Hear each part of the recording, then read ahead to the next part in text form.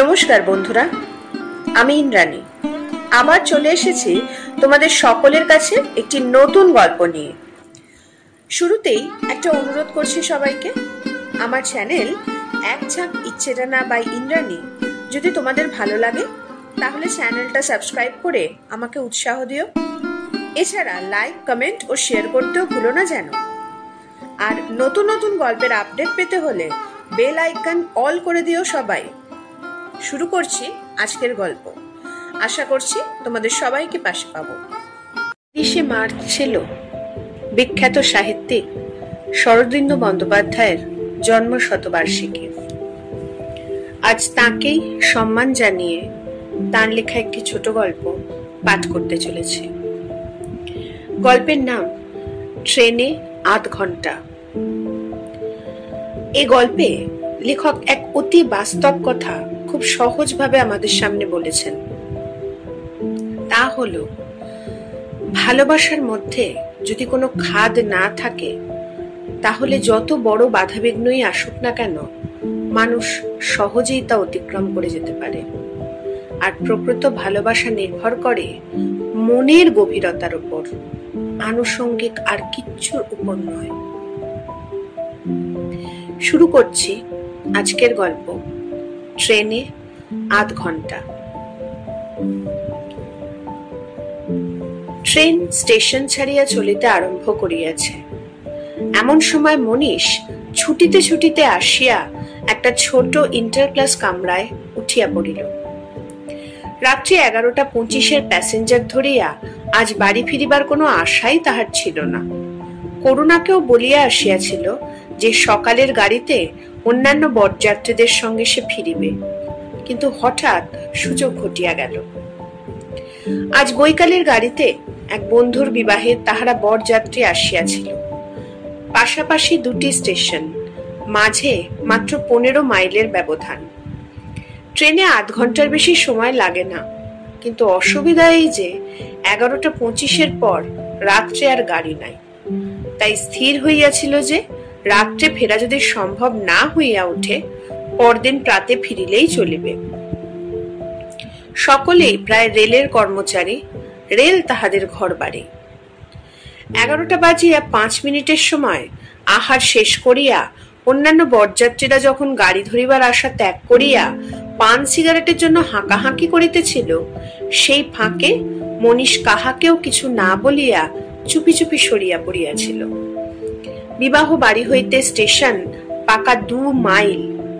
এই কয় মিনিটে এতটা পথ হাঁটিয়া আসিয়া সেই মাঘ মাসের শীতেও ঘামিয়া উঠিয়াছিল। চুরি করিয়া বন্ধুর বিবাহের আসর হইতে পলাইয়া আসার জন্য পরে তাহাকে লজ্জায় পড়িতে হইবে তাহাও বুঝিতেছিল, কিন্তু তবু রাত্রেই বাড়ি ফিরিবার দুরন্ত লোভ সম্বরণ করিতে পারে নাই। বাসায় আর কেহ নাই, করুণা সারা রাত একলা থাকিবে। দিনকাল খারাপ, এমনি কয়েকটা কৈফিয়ত সে মনে মনে গড়িয়া তুলিবার চেষ্টা করিতেছিল। করুণার জন্য বস্তুত ভয়ের কোনো কারণ ছিল না। স্টেশনের কাছেই মনীষের কোয়ার্টার, আশেপাশে অন্যান্য রেল কর্মচারীদের বাসা। আজিকার বরযাত্রীদের মধ্যে তাহার মতো অনেকেই তরুণী স্ত্রীকে একলা রাখিয়া আসিয়াছিল। প্রয়োজন হইলে নাইট ডিউটির সময় সকলকেই তাহা করিতে হয়, কখনো কাহারও বিপদ উপস্থিত হয় নাই।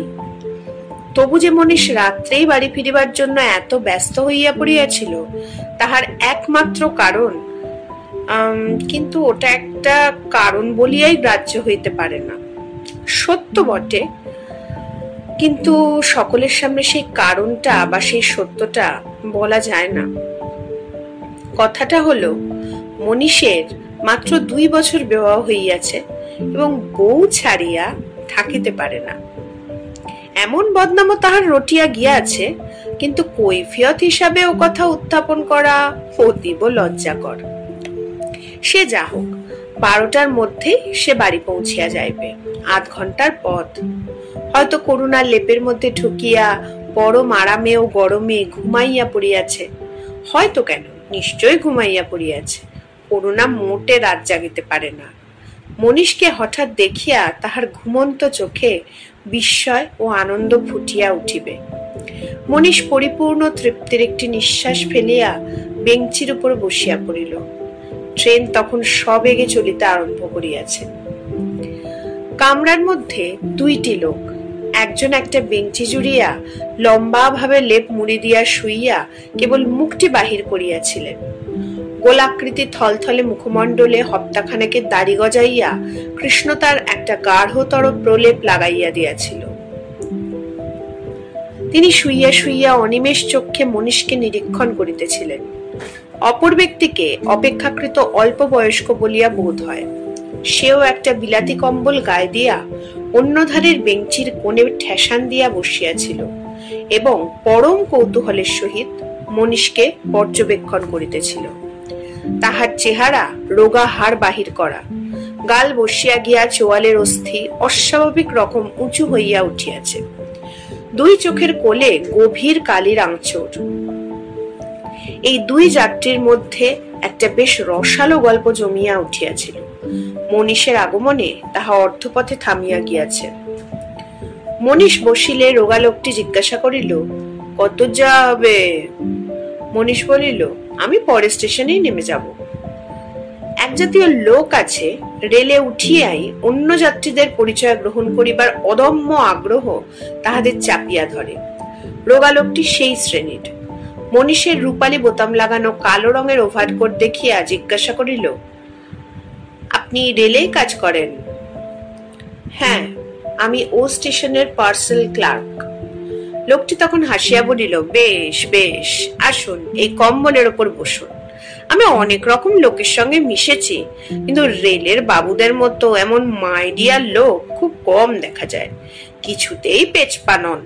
তা মহাশয়ের জলপথে চলা অভ্যেস আছে কি? যদি থাকে মালের অভাব হবে না। মনীষ একটু বিস্মিত হইয়া বলিল, জলপথ? লোকটি রসিক, একটা শিহরণের অনুকরণ করিয়া বলিল, মাঘ মাসে শীত, তার উপর ট্রেন জার্নি, শরীর গরম থাকে কি করে বলুন দেখি। মনীষ হাসিয়া ফেলিল, বুঝেছি, না আমারও জিনিস চলে না, কিন্তু আপনি যদি চালাতে চান কোনো বাধা নেই। লোকটি বেঞ্চির তলা হইতে একটি হ্যান্ডব্যাগ তুলিয়া লইয়া তাহার ভিতর হইতে একটি বোতল ও গেলাস বাহির করিল। বোতলের তরল পদার্থ গেলাসে ঢালিতে ঢালিতে বলিল, একলা এই জিনিস খেয়ে সুখ হয় না। ও ভদ্রলোককে অফার করলুম, তা উনিও এর রসে বঞ্চিত। বলুন দেখি, এর মতো ফুর্তির জিনিস পৃথিবীতে আছে কি? মনীষ মৃদু হাস্যে বলিল, তা তো বটেই। গেলাসের পানীয় গলায় ঢালিয়া দিয়া উৎসাহিত ভাবে লোকটি বলিল, সেই কথাই এতক্ষণ ও ভদ্রলোককে বলছিল। দুনিয়ায় আশা কিসের জন্য? যতদিন বেঁচে আছি প্রাণ ভরে মজা লুটবো, কি বলেন? মনীষ যতই গৃহের নিকটবর্তী হইতেছিল ততই উৎফুল্ল হইয়া উঠিতেছিল। বলিল, ঠিক কথা। বোতল গেলাস ব্যাগে পুড়িয়া নামাইয়া রাখিয়া লোকটি পকেট হইতে সিগারেট বাহির করিল। একটি নিজে ঠোঁটে ধরিয়া মনীষকে একটি দিল। সিগারেট ধরাইয়া ধোঁয়া ছাড়িয়া বলিল, আমার নাম চারু চন্দ্রগুপ্ত, ইন্স্যুরেন্সের দালালি করি। 36 বছর বয়স হয়েছে। অনেক বাজার ঘেটে বেরিয়েছে মশাই, কিন্তু এ দুনিয়ায় সার বস্তু যদি কিছু থাকে তো সে ওই বোতল, বুঝেছেন তো? মনীষ সিগারেট টানিতে টানিতে বলিল, চারু চন্দ্রগুপ্ত বলিল, এ তো লজ্জাই বাকি, পুরুষ হয়ে জন্মেছে কি জন্যে? মজা লুটবো বলি। কিন্তু মশাই, একটি বিষয়ে আপনাদের সাবধান করে দিই, যদি ফুর্তি করতে চান বিয়ে করবেন না, খবরদার খবরদার। ও পথে হেঁটেছেন কি সব ভেস্তে গেছে। মনীষ কোনো কথা বলিল না। চারু আবার আরম্ভ করিল, এই আমাকেই দেখুন না, 15 বছর বয়স থেকে ফুর্তি করতে আরম্ভ করেছি। কখনো ঠকেছি কি? নিজে রোজগার করি, নিজের ফুর্তিতে ওড়াই, কারুর তোয়াক্কা রাখি না। কে মজায় আছি বলুন তো? কিন্তু বিয়ে করলে এটা হতো কি, একদিনে 17টা ছানা গজিয়ে যেত। প্যান প্যান জ্ঞান জ্ঞান, ডাক্তার আর গড়, একবার ভেবে দেখুন দেখি। মনীষ এবারও চুপ করিয়া রহিল। লেপের মধ্যে শয়ান লোকটির মুখ দেখিয়া মনে হইতে লাগিল, অবিবাহিত জীবনের অপ্রাপ্য সুখৈশ্বর্যের কথা স্মরণ করিয়া এখনই তাহার মুখ হইতে নাল গড়াইয়া পড়িবে। তিনি কোনো মতে আত্মসম্বরণ করিয়া বলিলেন, সেই গল্পটা হচ্ছিল সেটাই হোক না। চারু মনীষকে বলিল, ওকে আমার জীবনের ইতিহাস শোনাচ্ছিল। ইতিহাস তো নয়, মহাভারত। 15 বছর বয়স থেকে আজ পর্যন্ত কত কাণ্ডই যে করলুম, শুনলে বুঝবেন। গলা খাটো করিয়া জিজ্ঞাসা করিল, কখনো এই লোক পড়েছেন? মনীষ সভয় বলিয়া উঠিল, না। লেপ ঠেকা ভদ্রলোকটি স্মরণ করাইয়া দিলেন, ওটা হয়ে গেছে, শালকের গল্পটা বলছিলেন। চারু বলিল, হ্যাঁ, শালকের গল্পটা, কিন্তু ওতে নতুনত্ব কিছু নেই মশাই। এমন দোষটা আমার জীবনে হয়ে গেছে। মনীষ ক্ষীণ স্বরে জিজ্ঞাসা করিল, শালকের গল্প?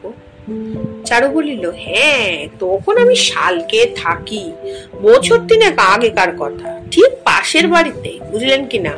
একটি 16 বছরের তরুণী, খাসা দেখতে মশাই, রং ফেটে পড়ছে, ঠিক বাঁ চোখের নিচে একটি তিল, আর গড়ন। সে কথা নাই বললুম, মনে মনে বুঝে নি, এক কথায় যাকে বলে রমণী। বলুন দেখি, লোভ সামলানো যায়? তার তখনও বিয়ে হয়নি, তবে হব হব করছিল। আমি দেখলুম বিয়ে হলেই তো পাখি উড়বে, অতএব তার আগেই বুঝলেন কিনা, মতলব ঠিক করে জানলা দিয়ে চিঠি ফেলতে আরম্ভ করলো। চিঠি যথাস্থানে গিয়ে পৌঁছচ্ছে, কিন্তু জবাব নেই। সে আগে জানলায় এসে দাঁড়াতো, আজকাল আর তাও দাঁড়ায় না। আমাকে দেখে মুখ রাঙা করে সরে যায়। না, আমিও পুরনো ঘাগি, অত সহজে ছাড়বার পাত্র নই, লেগে রইল। বুঝলুম কিছুদিন খেলবে। তারপর দিন 15 পরে হঠাৎ একদিন জানলা দিয়ে মুখ বাড়িয়ে খুব গরম হয়ে বললে, আপনি আমাকে যদি এক চিঠি দেন, বাবাকে বলে দেব। চারু কিছুক্ষণ মনে মনে হাসিয়া বলিল, বাবাকে বলে দেব, কথাটা সব মেয়েরই বাঁধিগত, বুঝেছেন? ন্যাকামি, আসলে পেটে খিদে মুখে লাজ।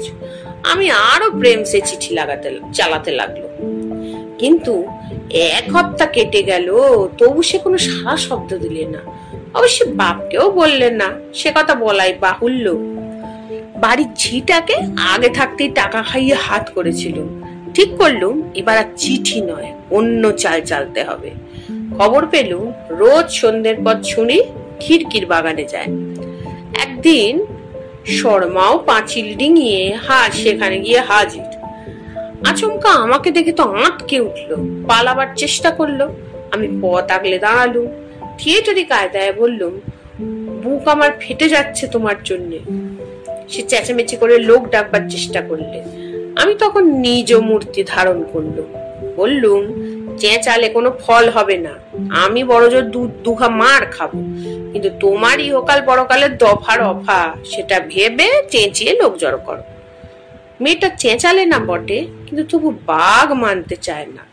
তখন আমি ব্রহ্মাস্ত্র ঝাড়লুম, বললুম, আমার 2জন মুসলমান বন্ধু পাঁচিলের ওপারে দাঁড়িয়ে আছে, চেঁচামেচি গোলমাল করেছো কি তারা এসে মুখে কাপড় বেঁধে, বুঝলে? কিন্তু যদি ভালো কথায় রাজি হও, তাহলে আর কেউ জানবে না, শুধু তুমি আর আমি। চারু আবার একটা বাহির করিল, বোতল হইতে গেলাসে মদ ঢালিতে প্রবৃত্ত হইল। লেপ ঢাকা ভদ্রলোকটির চোখ হইতে লুব্ধতা ঝরিয়া পড়িতেছিল। তিনি প্রশ্ন করিলেন, তারপর?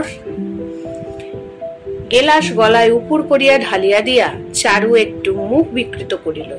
তারপর হাসি হাসি মুখে বলিল, তারপর আর কি, রাজি হয়ে গেল। মনীষের হাতে সিগারেট অর্ধদগ্ধ অবস্থায় নিবিয়া গিয়াছিল। সমস্ত শরীর শক্ত করিয়া সে কাহিনী শুনিতেছিল। এখন হঠাৎ সিগারেটের দিকে দৃষ্টি পড়িতেই সেটা ছুড়িয়া ফেলিয়া দিল। চারু বলিল, কিন্তু বলে কি হবে মশাই, মেয়েটা পোষ মানলে না, তারপর থেকে খিড়কির বাগানে আসাই ছেড়ে দিলে। ওদিকে বিয়ের সম্বন্ধও ঠিক হয়ে গেছে। আমারও শালকের কাজ প্রায় শেষ হয়ে এসেছিল। ব্যাগটা আবার বেঞ্চির নিচে রাখিয়া দিল। দিন কয়েক পরে আমিও শালকে ছেড়ে দিলাম। তার বিয়েটা আর দেখা হলো না বলিয়া দাঁত বাহির করিয়া হাসিতে লাগিল। ট্রেনের বেগ ডিস্টেন্স সিগন্যালের কাছে আসিয়া মন্দীভূত হইল। চারু আর একটা সিগারেট ধরাইয়া বাক্সটা মনীষের দিকে বাড়াইয়া দিল, বলিল, আর একটা খান, তারপর আপনার তো এসে বলল। শুনলেন তো গল্পটা? এরপর আর কোন ভদ্রলোকের বিয়ে করতে স্বাদ হয় বলুন দেখি? আমার কপালে যদি ওই রকম একটি নিন না। মনীষ হাত নাড়িয়া সিগারেট প্রত্যাখ্যান করিয়া উঠিয়া দাঁড়াইল। মনীষের মুখখানা স্বভাবত খুব ধারানো না হইলেও বেশ সুশ্রী, কিন্তু গত কয়েক মিনিটের মধ্যে তাহা শুকাইয়া কুঁকড়িয়া যেন কদাকার হইয়া গিয়াছিল। গাড়ি প্ল্যাটফর্মে থামিতেই সে কম্পিত হস্তে হাতল ঘুরাইয়া নামিবার উপক্রম করিল। চারু বলিল, আচ্ছা তাহলে নমস্কার মশাই। মনীষ নামিতে গিয়া হঠাৎ ফিরিয়া দাঁড়াইল। তাহার অন্তরে একটা ভীষণ যুদ্ধ চলিতেছিল। সে মনে মনে বলিতেছিল, না, জিজ্ঞাসা করবো না, জিজ্ঞাসা করবো না, কিন্তু শেষে আর পারিল না। স্খলিত কণ্ঠে বলিল, মেয়েটির নাম কি? চারু বলিল, নামটা রসুন রসুন, করুণাময়ী, কিন্তু নামের সঙ্গে চরিত্রের একটু মিল নেই মশাই। আচ্ছা, নমস্কার নমস্কার। মণিমণ্ডিত দেহ বিষদগারী সর্পের মতো অন্ধকার আকাশে গাঢ় ধূম নিক্ষেপ করিতে করিতে ট্রেন চলিয়া গেল। মনীষ একটা হোঁচট খাইয়া প্ল্যাটফর্মের বাহির হইয়া আসিল।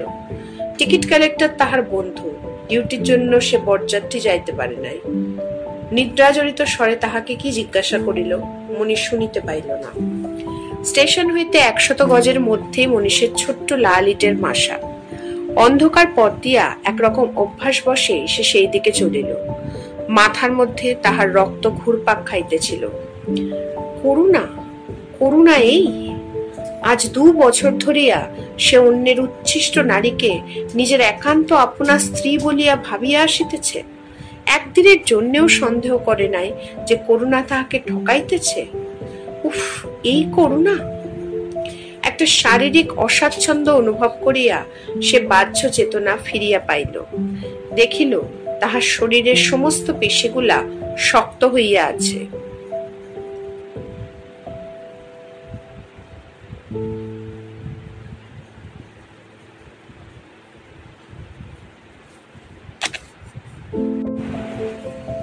মুষ্টিবদ্ধ হাতের নখ হাতের তেলোয় বিধিয়া জ্বালা করিতেছে।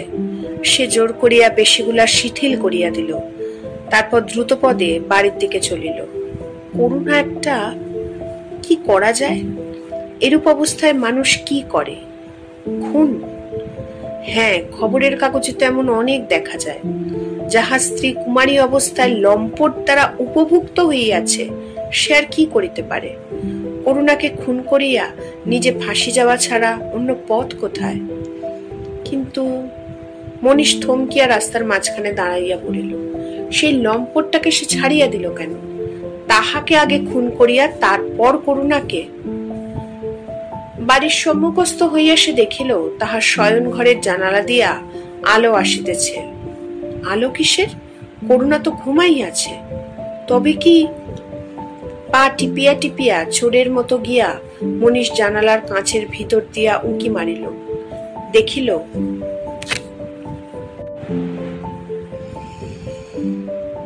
করুণা মেঝে কম্বল পাতিয়া একটা র্যাপার গায়ে জড়াইয়া বসিয়া বই পড়িতেছে।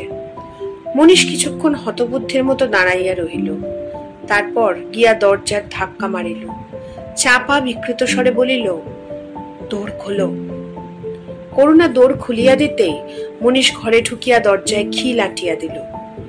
তারপর করুণার সম্মুখে গিয়া দাঁড়াইল। করুণা মৃদু হাসিয়া বলিল, আমি জানতুম তুমি এ গাড়িতে ফিরে আসবে, তাই শুইনি। মনীষের মাথার ভিতরটা যেন ওলট পালট হইয়া গেল। এই কথাগুলির পরিপূর্ণ অর্থ পরিগ্রহ করিবার শক্তি তাহার ছিল না। তবু সে অস্পষ্টভাবে অনুভব করিল যে ইহার বেশি আর কেহ কোনোদিনও পায় নাই, প্রত্যাশা করিবার অধিকারও কাহারও নাই। নিশীথ রাত্রে তাহার জন্য করুণার এই নিঃসঙ্গ প্রতীক্ষা, ইহার তুল্য পৃথিবীতে আর কি আছে? করুণা, সহসা সে 2 হাত বাড়াইয়া করুণাকে বুকে চাপিয়া ধরিল। এত জোরে চাপিয়া ধরিল যে করুণার শ্বাস রোধের উপক্রম হইল। সে হাঁপাইয়া উঠিয়া বলিল, কি?